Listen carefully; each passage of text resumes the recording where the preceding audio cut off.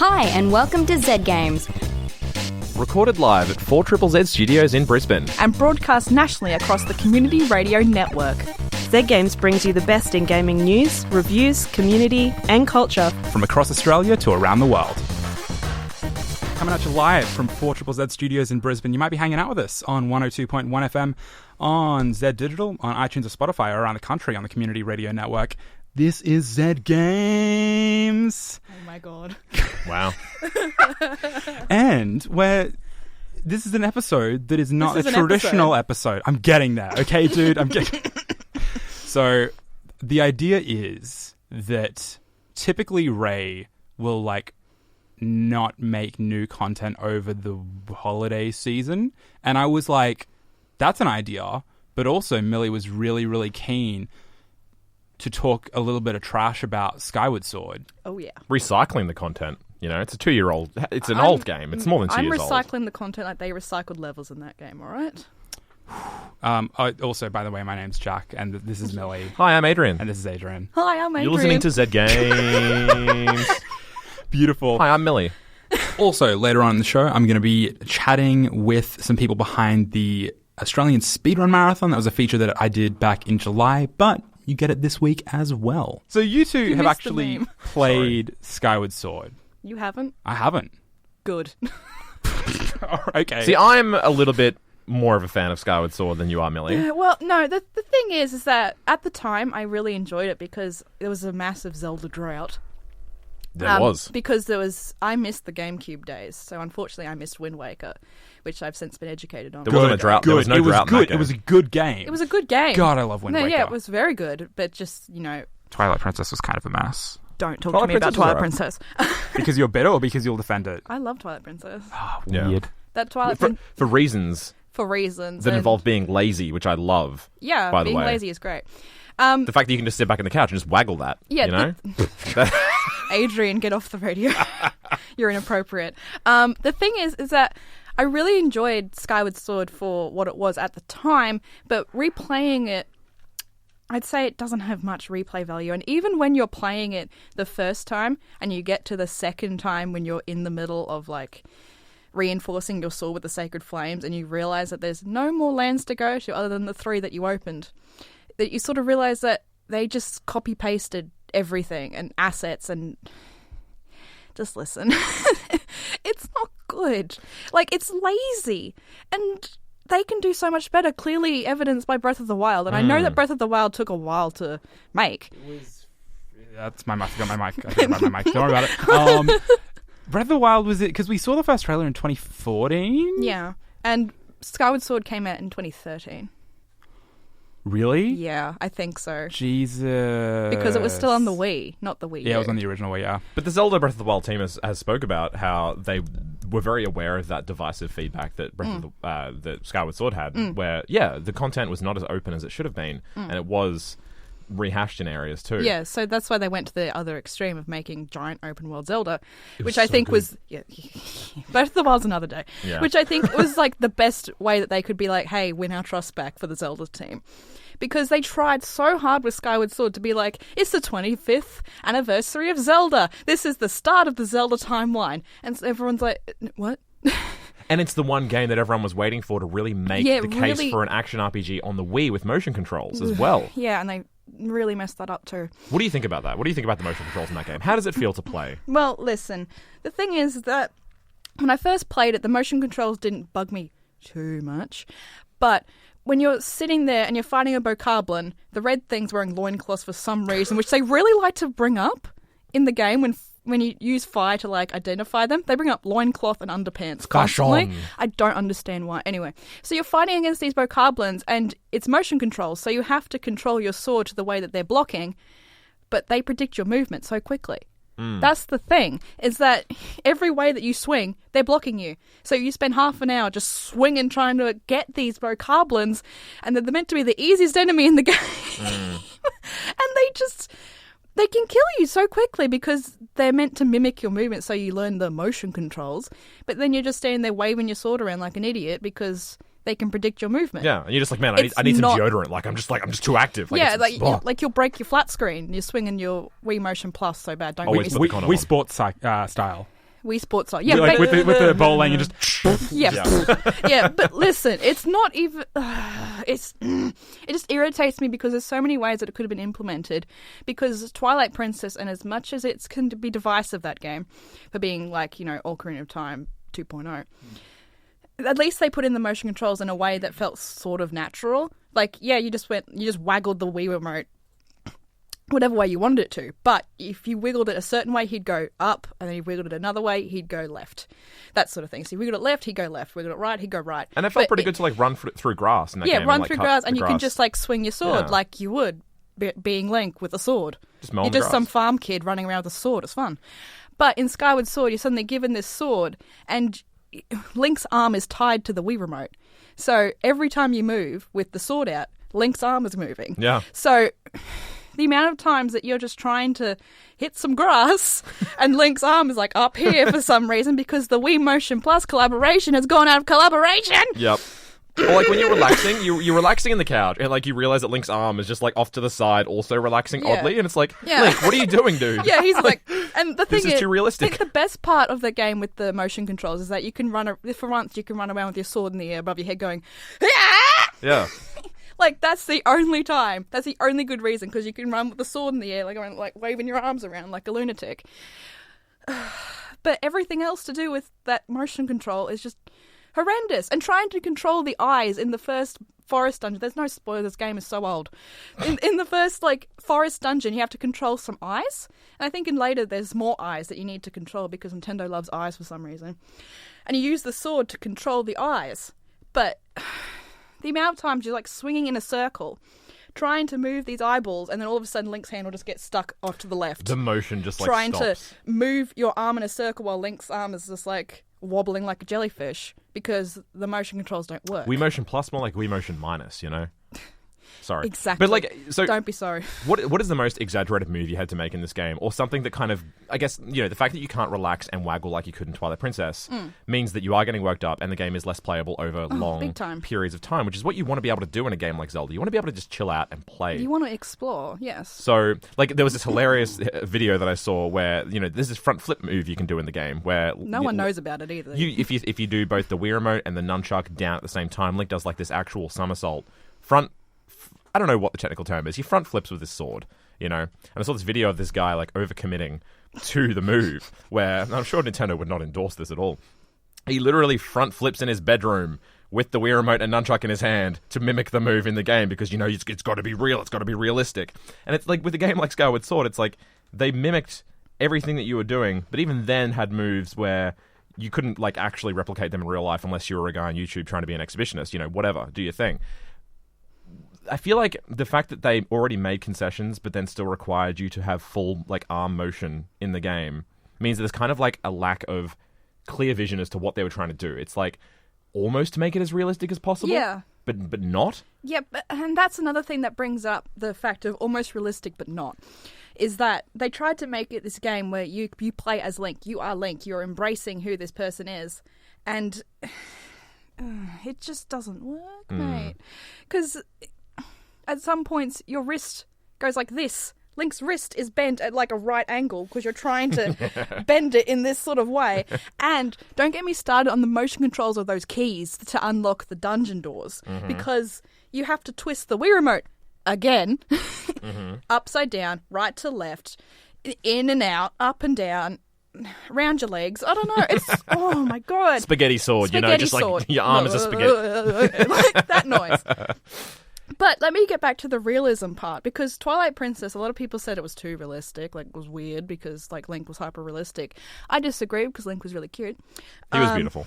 But in this one, for some reason, they've made it this pastel, half shade of Wind Waker, half Twilight Princess, and everything looks beige. Can we talk about those pants? Those baggy pants. Oh. What's he putting in there? His baggy pantaloons. Hold on. Sorry, I checked back in that. Yeah, hi Jack, how you doing? G'day. Welcome back. Wind Waker looked phenomenal. Yes, looked great I on the agree. GameCube. Looked hot on Wii U. I completely agree. Twilight Princess looked like hot trash on Wii.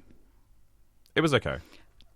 Can you deny Doesn't that? hold up as well. It doesn't hold up, I will give you that. On Wii U, it got a bit of a facelift, but it still looked drab. It still looked better than other drab games. Like, the art design still carried it more than, like, say, like a Lord of the Rings game would hold up, you know? Because that's the kind of style they were That's a trying to very replicate. low bar. I don't know. Return of the King was pretty good. But, like, I was of the mind that Skyward Sword looked... Mwah. No. No? Beige. The thing is that they tried to do this watercolor thing, but it doesn't work with Zelda. It does muddy. It's muddy. Like, yeah, muddy. Okay, it's colourful, yes. It's beautiful at first glance, yes. But the more you look at the back of Link's head, the more you realise that how beige he is, how Yeah. bland his colours are. They're plain. I feel like There's it doesn't. no detail. It doesn't to him. work in 480p. I think HD maybe. And Zelda's hair. Don't get me started on that bright yellow highlighter hair. Like, listen. That crayon come hair. On. Anyway. Jesus It's a game. Christ. It's not all bad though. You know. No, it's all bad. Ancient System is one of the most put together dungeons in that game, as well as the Sand Sea. That's it. What was so Ancient System was calming. Yeah, and I think the whole theming was really well done because I would say that they put the most effort into that because it was one of the dungeons where the key was different too.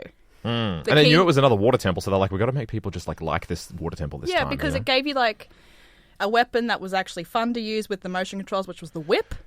And when you defeat that boss, you get to pick up its like giant machete thing or whatever it is. It's The massive. scimitars. Thank you. The scimitar. Yes. Scimitar. I think- it's so good. What is it called? It's like automaton or something like that. I don't remember. Golden automaton. But like the weight behind that thing, man. When you're like just, Yeah. just chopping off those So- roboty metal arms or whatever. Yeah, so it's got one of the most creative bosses too because you actually use the weapon you got in the temple to pull off the arms Yeah. of this massive, I think it's sort of pseudo-religious figure because there's a giant Buddha in the middle of the temple, but they just sort of make it like it's a pseudo-religious Nintendo's gold. being careful since the Fire Temple in Ocarina of Time. Ooh, don't get me started on Yeah.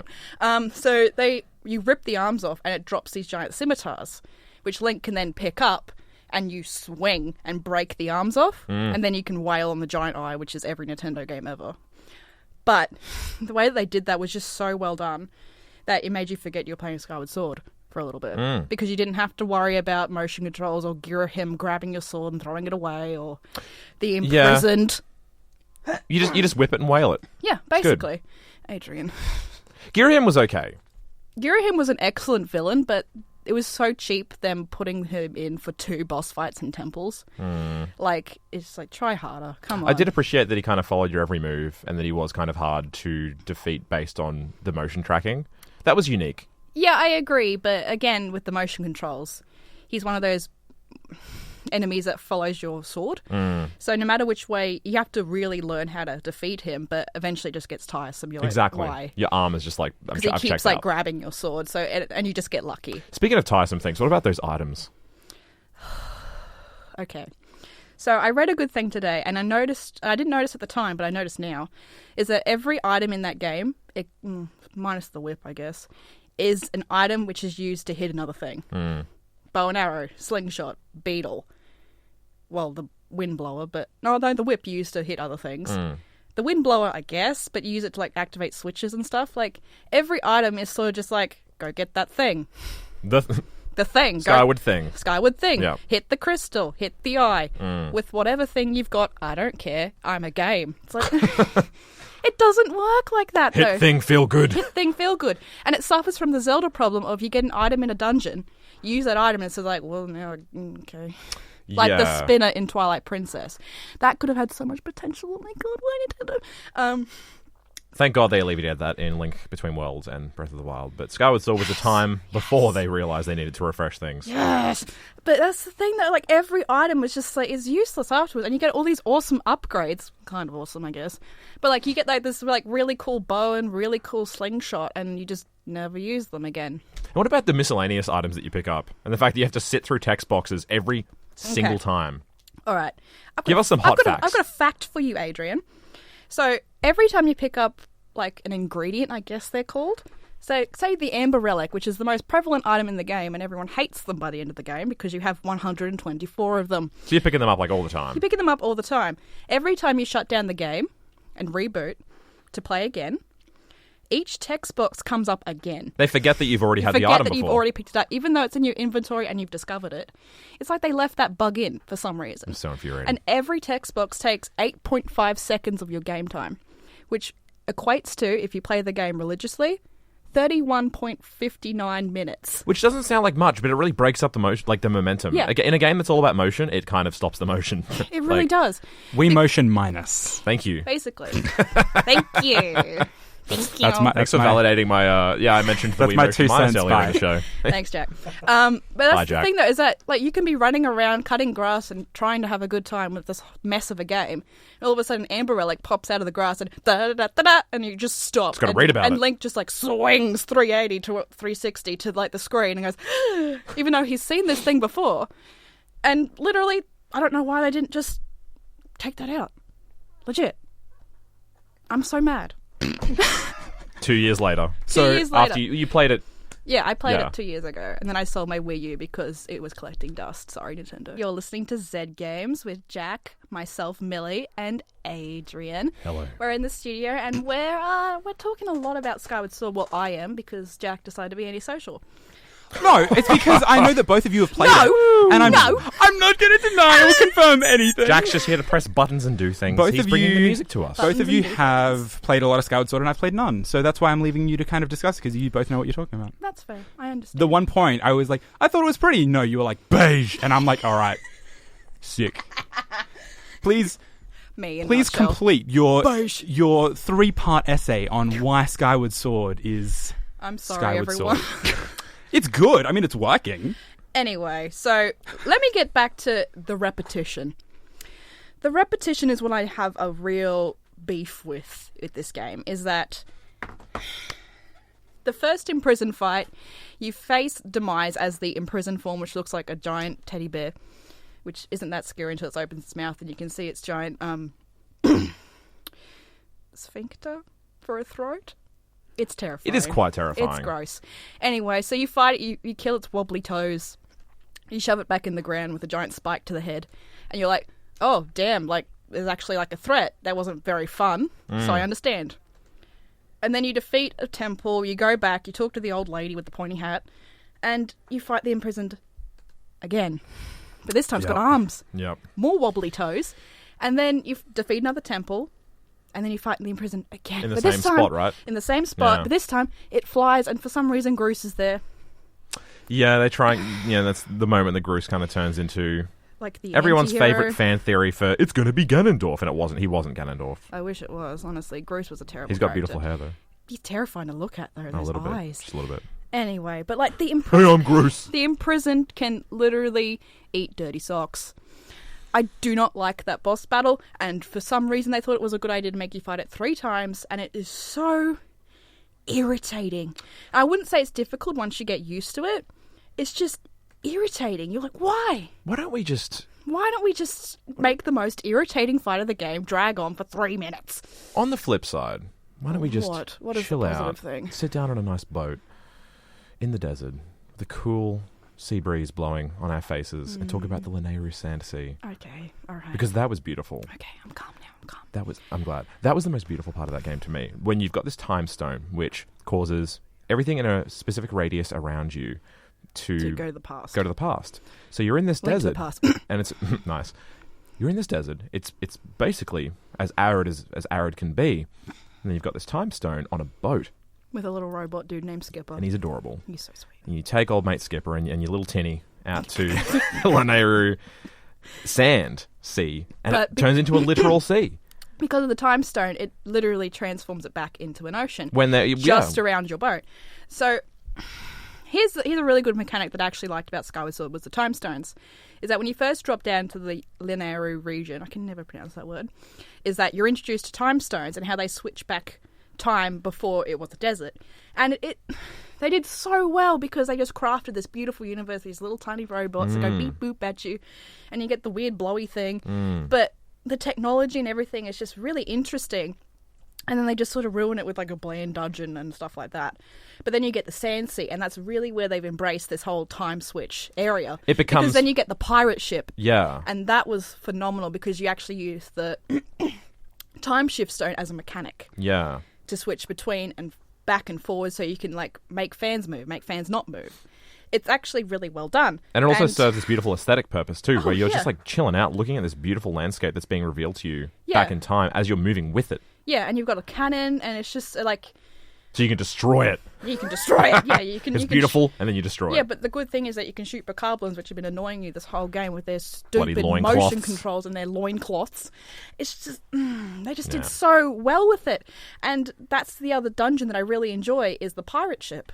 Because, again, the boss is original. Isn't it like a jousting fight, or it's like a Well, the mini boss, it's like a pirate. I think it's called like Robo Scourge or something like that. It's a really good play on words about robots and pirates.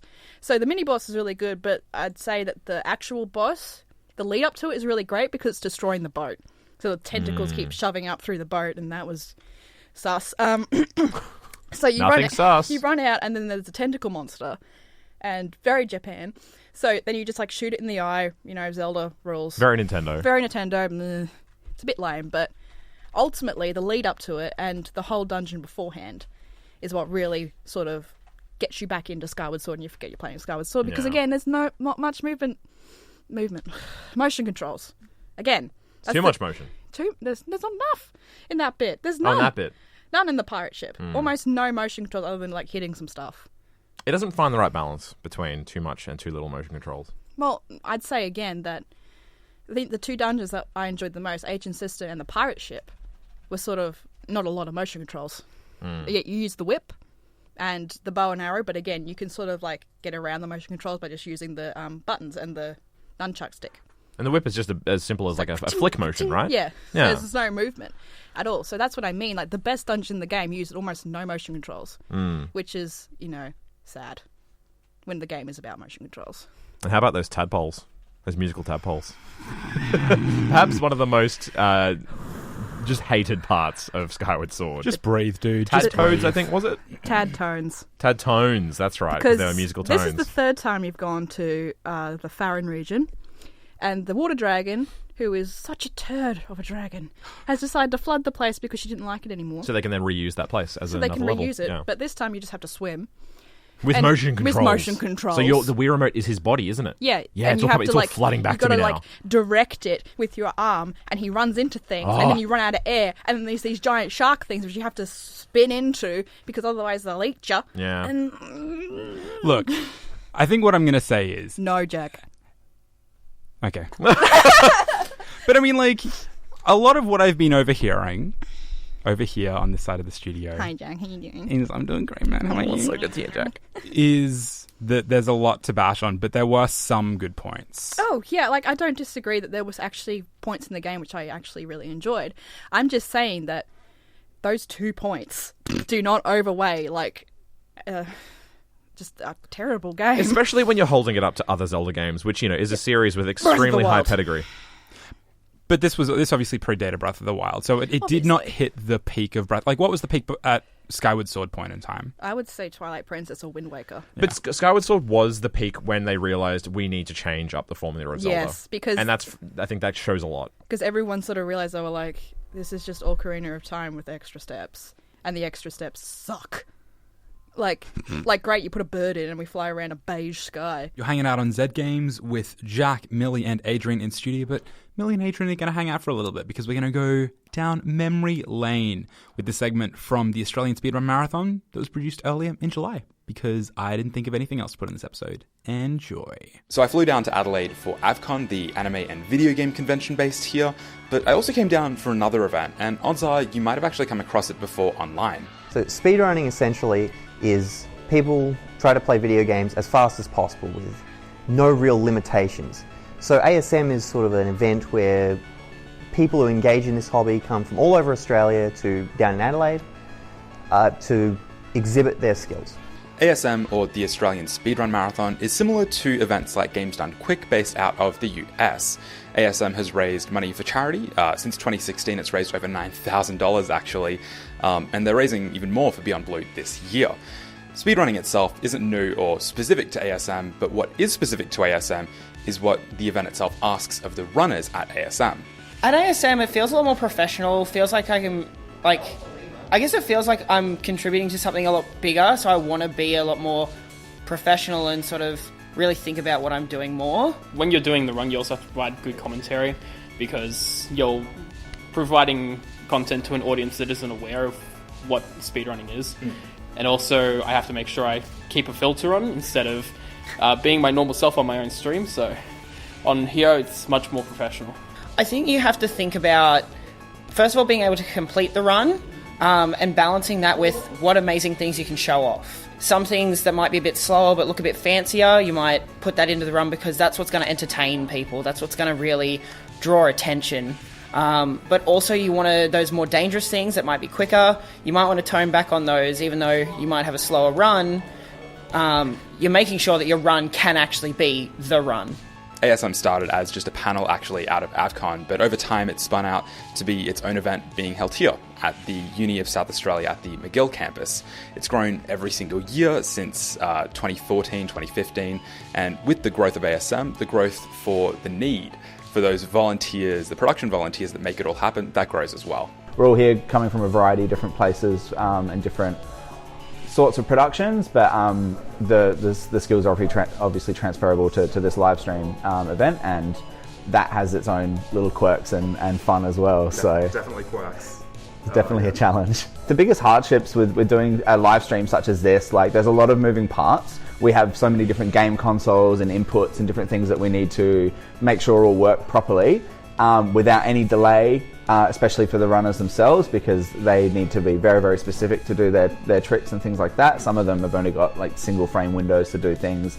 The main part of this event is to help the runners get the times that they want. There are a lot of people with different perspectives. Of course, the people working at uni say worry about tech and so on and so on. So there's different perspectives, I think. But from my perspective as a coordinator, I would say it's about continuing a continuous goal, so to speak, of pushing that community aspect. So we've been really trying to reach out to as many people as possible, get hold of as many subcultures, so to speak, as part of the speedrunning community, because every single game has its own community. So we're trying to reach as many people as possible and get them involved, because there are still a lot of Australians who are just like, wait a second, what's ASM? So I wouldn't really say that I was that involved with the speedrunning community before I actually came to ASM. This is the third time I've come to an ASM event. I'd done a little bit of speedrunning before, but 3 years coming to ASM, it's easy to see how this acts as sort of a catalyst for the Australian speedrunning community and even just the speedrunning community in general.